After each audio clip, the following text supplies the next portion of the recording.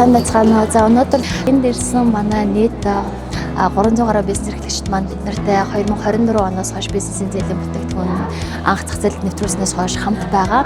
Тэгээд бизнес эрхлэгчдийн маань бараг 70-аас 80% нэмэгтэйчүүд байдаг. Анх хувийн бизнес эрхэлдэг байсан бол өдгөө бизнесэнд томроод үйл ажиллагааны өргөжөөд доороо зөвхөн ганцаараа ажилладаг байсан бол дахиад 3-4 ажлын байрыг шинээр бий болгоод тэгээд заримнаас нь одоо анхнаас эхнээс нь ахуулаад ингээ компани үүсгэн байгуулад бизнесээ тэлээд явж байна.